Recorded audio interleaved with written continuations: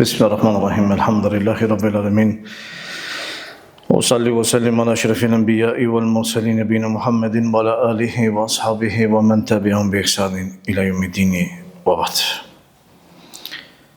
Me lena Allah të zbuqel, sot do të flas rreth një teme e cila është tema e rëndësishme, një temë e cila ka të bëjë me përditshmërinë tonë dhe me realitetin e kuptimit të dunjos. Ne gjithë shpresojmë që këtë dunjë të kemi rahati, qetësi edhe lumturi. Megjithatë, shohim shpeshherë se nuk ka mundësi të i arrijmë ato. Shpeshherë na turbullohet ajo lumturi ose gëzim edhe na ngatrohen çështjet e tona. Pse ndodh kjo? Kjo ndodh për shkak se kështu është dunjoja, dhe kjo realisht është dunjoja. Ai i cili mendon se në këtë dunjë nuk ka sprova, nuk ka vështirësi dhe nuk ka belo e fatkeqësi, realisht nuk e njeh realitetin e dunjos. Dunjoja është e krijuar e tillë, me vështirësi, me sfida, që besimtari duhet patjetër që të ballafaqohet me to. E shpeshherë goditet me sprova e me fatkeqësi. Si duhet që besimtari ta kuptojë sprovën, dhe si pejgamberi sallallahu alaihi wasallam sillej ose i trajtonte ata që kishin musibete ose që kishin fatkeqësi. Ta shohim me lenin Allahut se si ishte ky realitet dhe gjitha ato imazhe që kanë në sunetin e pejgamberit Allahu xhel. Para asaj duhet ta kuptojmë një realitet shumë të rëndësishëm. Kjo është fakti se nuk ka njeri i cili nuk është i sprovuar. Ai i cili sprovohet në trupin e tij ose në pasurinë e tij ose në familjen e tij, le ta di që nuk është i vetmi në këtë dunjë. Shumë qerë i kanë njëjtat probleme, njëjtat halle, mirë po megjithatë dikush i shfaq më shumë, dikush më pak, te dikush janë më të dukshëm, më të theksuar, te dikush jo. Mirë po nëse hulumton në çdo shtëpi ke për me gjetë dikë i cili ka probleme ose shtëpi realisht nuk ka pa probleme, çdo shtëpi ka fatkeqësi. Dikujt i ka vdek ndonjë afërm ose i dashuri i tij, vuan, e kërkon, mërzitet për të, dikush ka sëmundje, edhe gjen dhembje, dikush tjetër është provuar në pasurinë e tij, dikush në punën e tij e kështu me radhë. Do thotë nuk ka njeri pas provë. Andaj mos mendo që vetëm se ti je i sprovuari në këtë dunjë, përkundrazi, nuk ka njeri i cili nuk goditet me belo me fatkeqësi në këtë dunjë. Pejgamberi sallallahu alaihi wasallam e qartçoi se kujt Allahu ja do të mirën, Allahu e sprovon. Me një hadith që transmeton Bureira, pejgamberi sa më tha, kujt Allahu ja do të mirën, e sprovon atë. Imam el-Baji rahimullahu thot, me sa duket Allahu di mas miri, thot kuptimi është që Allahu xhel e sprovon me sëmundje që ndikon në shëndetin e tij. E sprovon me marrjen e pasurisë që ndikon në pasurimin e tij, e ndikon ose e prek, e sprovon me pikëllim që ndikon në lumturinë e tij, e sprovon me bashkësi, që ndikon në stabilitetin e tij. E nëse ai bandohim edhe shpreson shpërblimin e Allahut, s'ka dyshim që kjo është një prej atyre faktorëve që Allahu xhel i adeshi ose i dëshiroi të mirën atij. Anas ibn Malik thot, madhështia e shpërblimit vjen me madhështinë e sprovës. Do thot, sa më e madhe që është sprova, aq më i madh është edhe shpërblimi. Nëse sprova jote është e vogël, edhe shpërblimi do të jetë i vogël. Nëse sprova jote është e madhe, atëherë dihet që edhe shpërblimi jot do të jetë i madh. Dhe pejgamberi sa pastaj vazhdoi dhe tha, Allahu kur e do një popull i sprovon ata. E ata që janë të kënaqur me caktimin e Allahut, dhe me atë sprovë Allahu është i kënaqur me ta. Ata që zemrohen me caktimin e Allahut dhe me sprovën që Allahu xhelua dërgon atyre, Allahu është i zemruar me ta. Do thotë që nëse ti goditesh me një fatkeqësi në trupin tënd, në pasurinë tënde, në familjen tënde, ose diçka që ka të bëjë me jetën tënde personale që ta prek zemrën dhe ta turbullon atë gëzim. Nëse ti je i kënaqur me caktimin e Allahut, dije që Allahu do të jetë i kënaqur me ty. Nëse ti nuk je i kënaqur me caktimin e Allahut, dhe zemrohesh, atëherë dije që zemrimi i Allahut do të përfshijë ty. Thoshin disa prej parëve ose disa prej mençurve, i mençuri ditën e parë të musibetit e bën atë që e bën i padijshëm pas disa ditëve. Çka do thotë kjo? Se momentet e para kur njeriu goditet me sprovë, duron edhe shpreson shpërblimin e Allahut. Karshi atij i cili është i padijshëm, edhe shpeshherë ankohet edhe zemrohet dhe më vonë vjen sabri e durimi, mirë po atëherë nuk ka më shpërblim. Shpërblimi realisht është momentet e para që do ta shohim më vonë me lenin Allahu xhel. Pejgamberi sa e ftonte ose këshillonte të goditurin me sprovë që të bëj durim edhe shpresoj shpërblimin e Allahut. Mërzitej me të, bashkëngjente me të dhe nganjëherë ndodhte që pejgamberi sa të gjon. Argument për këtë është Usame ibn Zeidi, i cili thotë që vajza e pejgamberit sa Zenebja i dërgoi një njeri një mesazh pejgamberit sa dhe i tha, eja se e vladi po vdes. E vladi po vdes. E pejgamberi sa sem ja ktheu asaj, edhe I tha se inna lillahi ma akhadh wa lahu ma a'ta wa kullun indahu bi ajalin musamma faltasbir wahtasib. Walitahtasib. Pejgamberi Allahu te zotëri ja ktheu kështu. Tha e Allahu është ajo që e ka marr. Dhe e atij është ajo që e jep. Dhe çdo gjë te Allahu ka afat të kufizuar. Andaj le të bëj durim edhe le shpresoj në shpërblimin e Allahut azza wa jall. Pastaj sërish I dërgoi edhe një herë dhe I u betua atij që të shkoj e pa më se më ngrit. Me vete ishte Sad ibn Ubade, Muadh ibn Jabeli, ishte Ubej ibn Kab, Zeid ibn Thabit edhe shumë burra tjerë. Do thotë burra të mënj që kanë qenë bashkë me pejgamberin Allahut azza wa jall dhe shkoi. Dhe kur hyri mrenda e mori atë fëmijën e vogël. Edhe dëgjoi pejgamberi se ai gërhiste, do thot prej gjoksit ti dilte një zë, gërhiste, sikur se kur e merr e hedh do thot ujin me një I thuhet kacek, do thot enë e cila ka qenë shpërdor përpara për ujë, për merrujt ujin, ka qenë zakonisht prej lëkurave e ndërtuar, mirë po ka qenë e vjetër. Edhe kur e hedh ujin të e nxjerr një zë. E këtë zë e ka nxjerr ai fëmijë. Pejgamberi kur e pa atë gjendje u prek edhe I rodhën syt. Lot e I tha Saad I tha ja Rasulullah, ç'është kjo?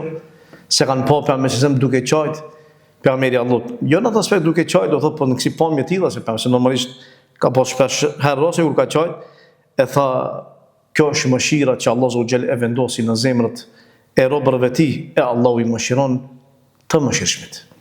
Këto ishin fjalët e pejgamberit. E Allahut është ajo që e ka dhënë, ose Allahut është ajo që e ka marrë. Këtë realitet nëse e kupton dhe kupton realitetin e sprovës këtë dunjë. E në veçantë të vdekjeve. Se nëse të vdes dikush, kuptoje se thjesht ka qenë amanet e ti. I biri yt, vajza jote, gruaja jote, prindi yt, nëna jote. Gjithë kanë qenë amanet që Allah Azza ti ka lënë mi përdor për një periudhë. Periudhë caktuar që Allah Azza ka caktuar deri kur, derisa Allah Azza di që është më mirë për robën e vet. Atëherë Allahu e merr. Prandaj tha inna lillahi ma akhadh. E Allahu është ajo që e ka marrë. Dhe s'ka mundësi që më ndryshu ky realitet. Walahu ma a'ta. Dhe Allahu është ajo që ta ka dhënë. Nuk del jashtë pushtetit të Tij. Çdo sen që e ke është e Allahut dhe kur do Allahu e merr amanetin e Tij. Nuk është e joçja.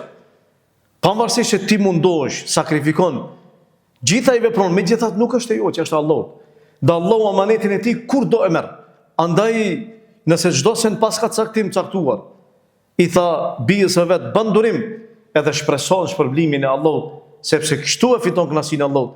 Dhe me atë që Allah e ka marrë do takohesh me lenin e Allahut në xhenetin e Allahut azza wa jall. Këtë formë pejgamberi u mësonte atyre edhe sabrin. I mësonte realisht pejgamberi se si të durojnë, se si të bëjnë sabër, se kjo është shumë e rëndësishme. Veçanërisht gjatë fatkeqësive, se fatkeqësit janë tronda, po të kishin qenë fatkeqësi që të çojnë gzim tamam, po është e kundërta, fatkeqësia çon zemrim, çon hidhrim.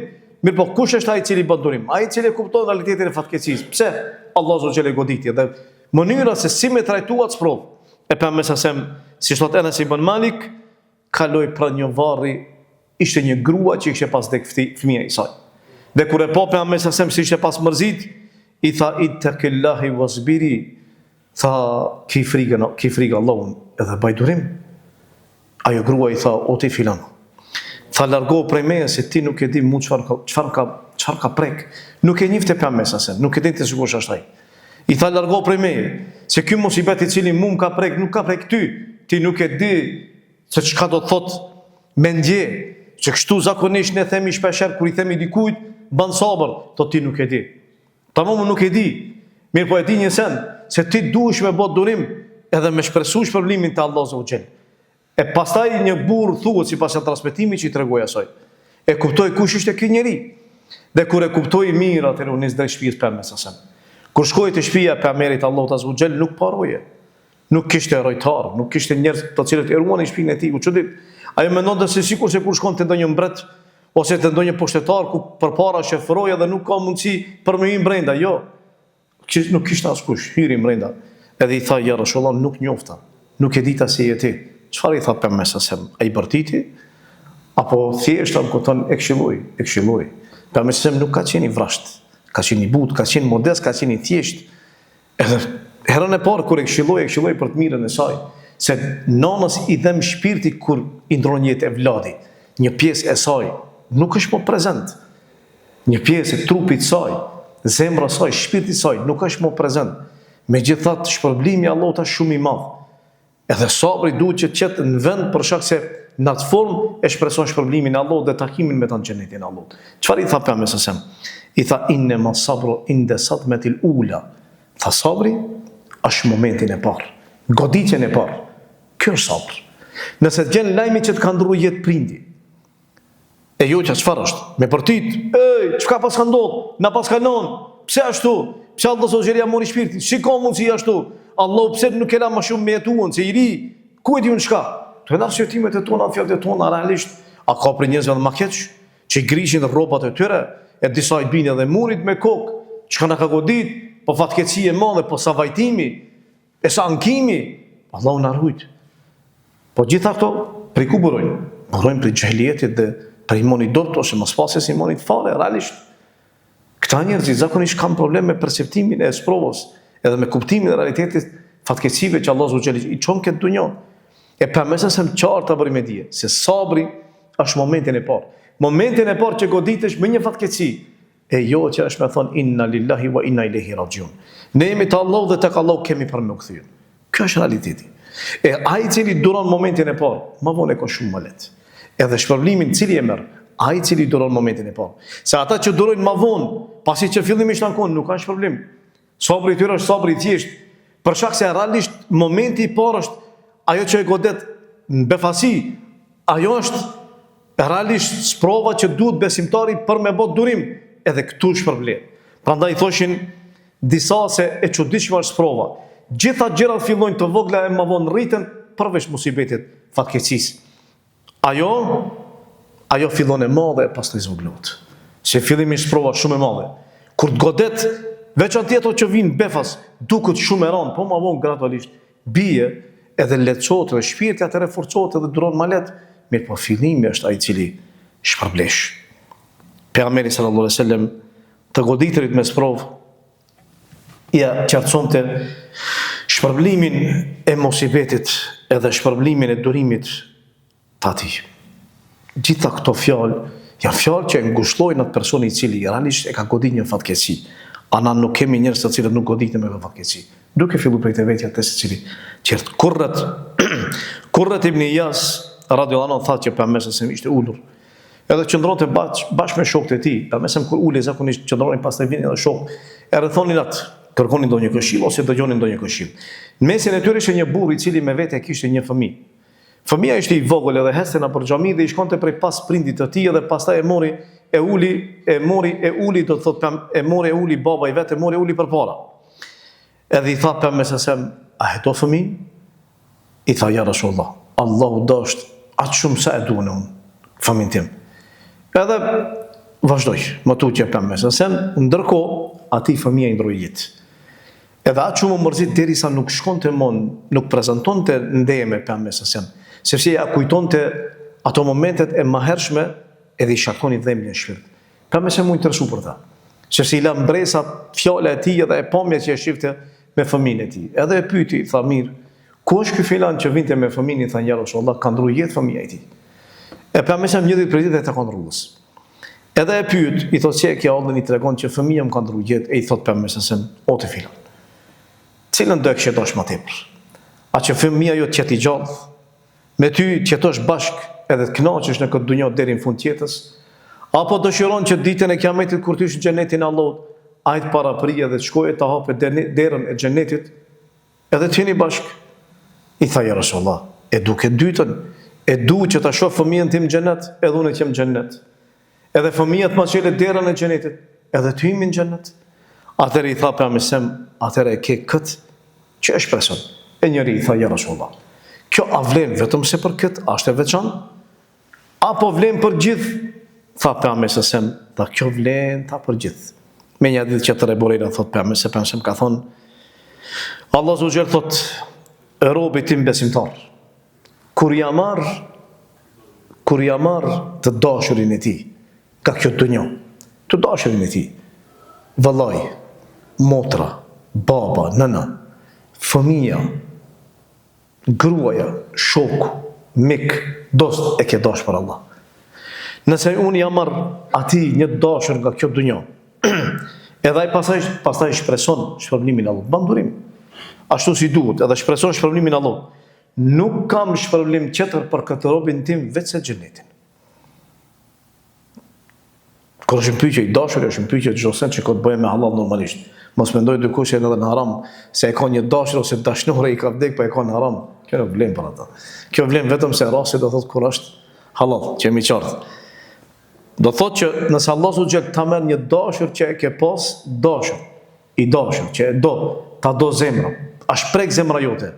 Në këtë rast dije që nëse bën dorim shpërblimi e xheneti Allahu te xhel. Abdullah ibn Amr ibn al-As tha që pejgamberi sa më ka thonë që nëse unë e robi tim ja marr një dashur të tij nga banorët e dunjos, edhe ai bën durim, edhe shpreson në shpërblimin e Allahut dhe e thot atë që është urdhëruar, tha unë nuk jam i kënaqur të jap shpërblim tjetër përveç xhenetit.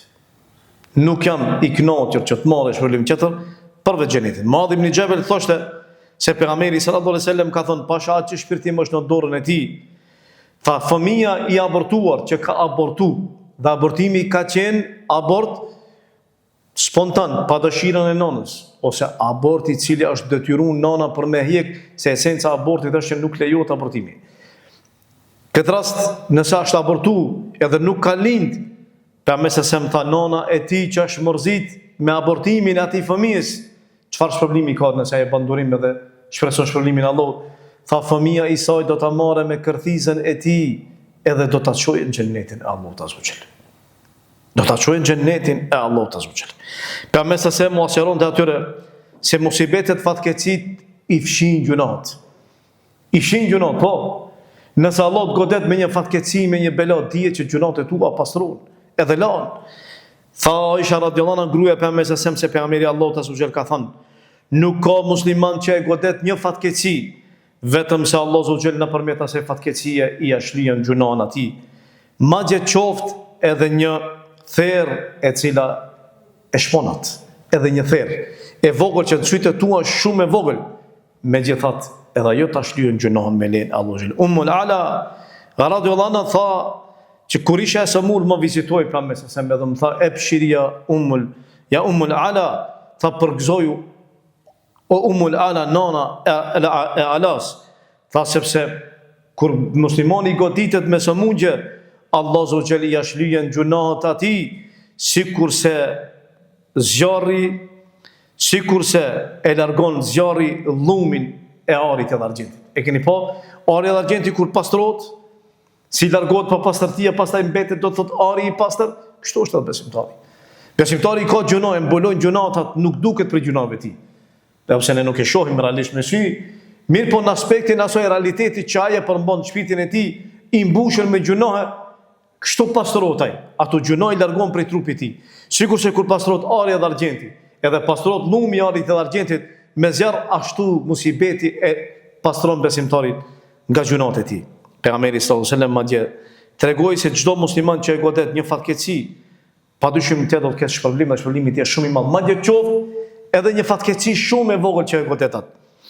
Ebu Sejdi el-Khudri tha se pejgamberi sallallahu alajhi wasallam ka thonë, nuk ka fatkeqësi që e godet besimtarin. Çdo fatkeqësi, qoftë lodhja sëmundje, edhe lodhja jote, edhe sëmundja jote, qoftë shqetësim, apo qoftë breng, apo pikëllim, e ke një mërzi, pikëllim, breng, qoftë shqetësim a mërzi, madje edhe një shpim gjembi, për mesaj Allahu do t'ja fshije një pjesë të gjunaheve të tij. Para mëndë, dhe më koka, në gjenë lodhje, ke shqetësim, ke breng, ke mërzi, ke pikëllim, ke dhembje një pjesë trupit tanë, një prej organeve tua, dhem, për gjitha këto, ke shpërblim. Edhe plus asaj, me lejnë Allah të lohën gjunat e tu. Andaj duro, musliman.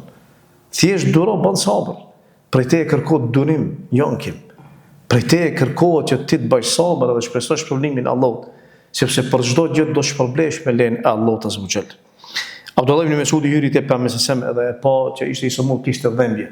Dhe kur e preki me dorën e tij, i thashë Rasulullah, tha ti po ngjen dhembje, edhe dhembje të mëdha, I tha po, tha unë tha kam dhembje sa 2 burra për juve.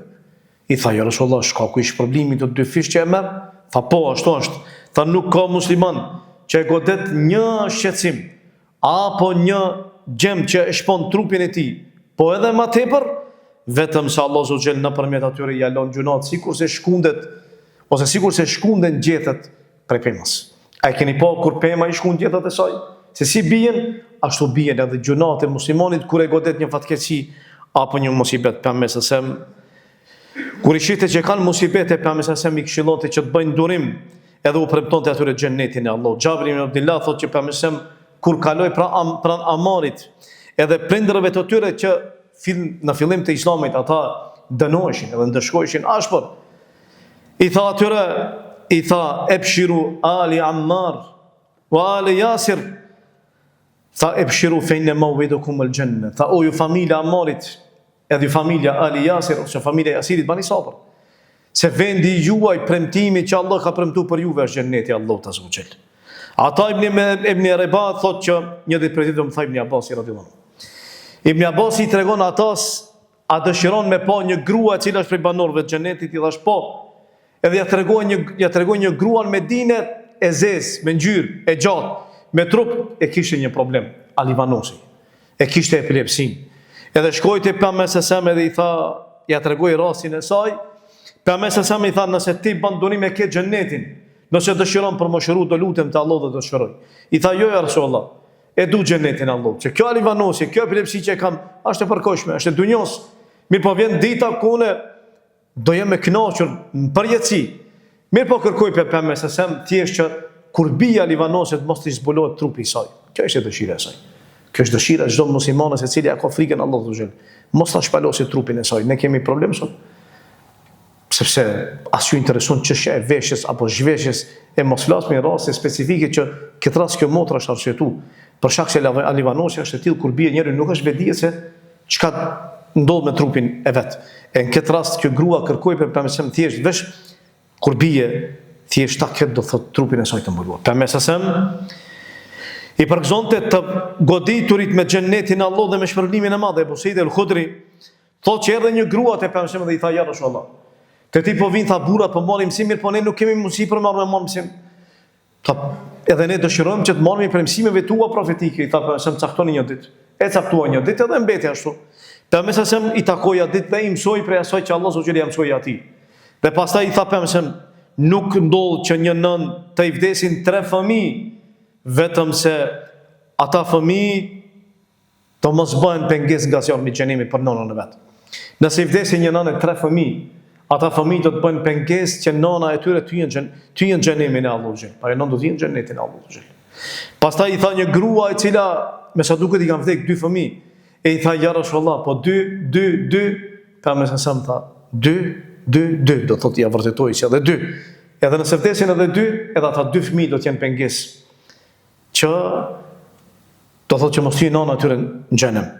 Ebu Hasan i thash Ebu Hurajra, o Ebu Hurajra, më ka vdekur 2 fëmijë, 2 gjem.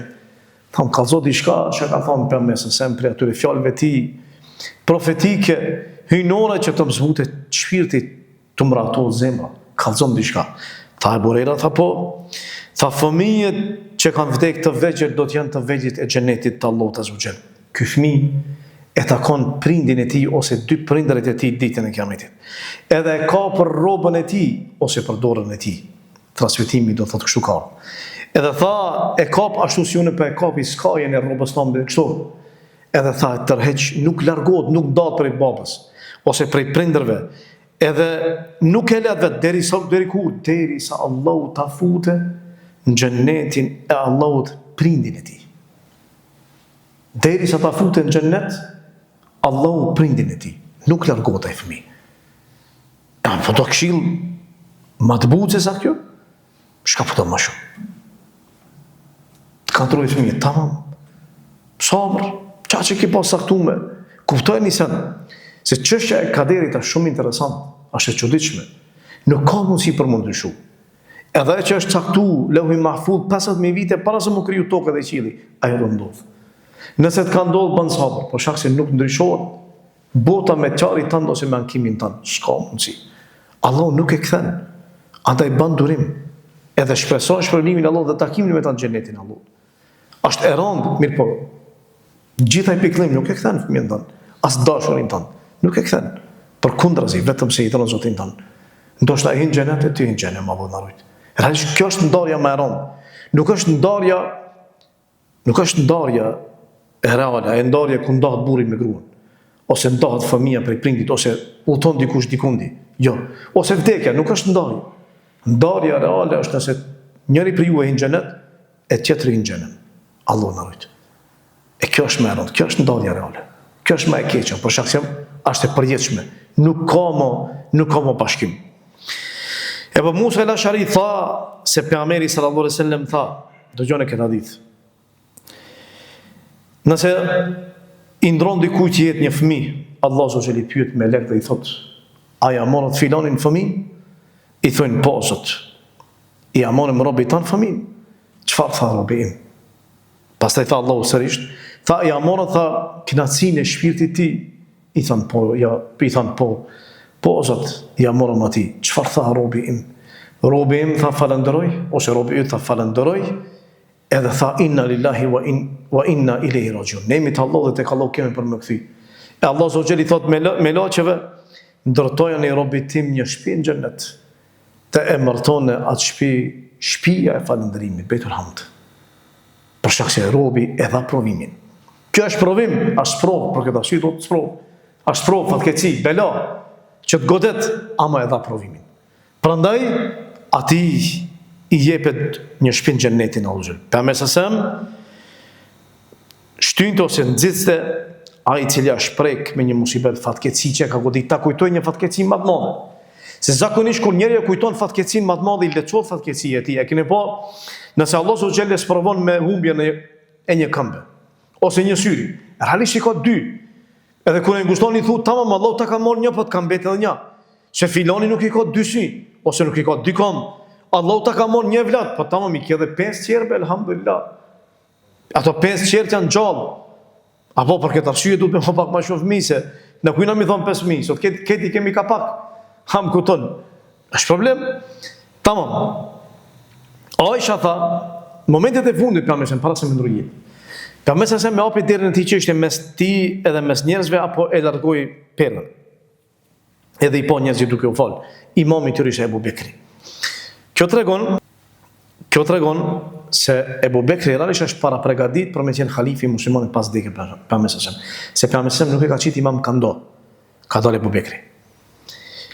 Edhe kur e po pejgamberi këtë gjendje shpresoi që edhe mas vdekjes tij do të thotë që qëtë musliman që atë gjendje të mirë të radhshme, bashkë, vëllezër, pa përçarje, pa fitne. Edhe tha: "Ja juhan nas, o ju njerëz. Nëse ndonjëri prej juve ka godit një musibet, nëse ndonjëri prej njerëzve ose prej besimtarëve ka godit një musibet, leta ngushëllojë veten me musibetin më të madh." Cili është musibeti më i madh? Vdekja pejgamberit sa. Vdekja pejgamberit sa është musibeti më i lartë që mund ta godasë një besimtar. E kur goditet me atë musibet, realisht çdo musibet tjetër është më i vogël. Çdo musibet tjetër është shumë i vogël në krahasim me musibetin më të madh që është vdekja pejgamberit. Por ne me muslimanë po flas. Se vdekja pejgamberit është më e rënda, më e madhja. E andaj le ta ngushëlloj secili me kujtimin e vdekjes pejgamberit. Kjo është për sot. Me lenin Allah do të vazhdojmë ligjëratën e ardhshme, për shkak se ka shumë gjëra tjera që ka të bëjë me sprovën e musibetin dhe me këshillat e pejgamberit se si duhet ne të i trajtojmë ato dhe të i trajtojmë ata që janë të sprovuar me sprovë. Lutë Allahun zotëgjat që Allah të na mëshiron, dhe lutë Allahun që Allah sabrin të na shton, dhe lutë Allahun që çdo njeri prej neve që e ka godit një musibet, Allah zotëgjat t'ia lehtësoj, ta mëshiroj, ta forcoj dhe ta shpëlbej me xhenetin e tij. Wa qul qawli hadha wastaghfirullaha li wa lakum walhamdulillahi rabbil alamin.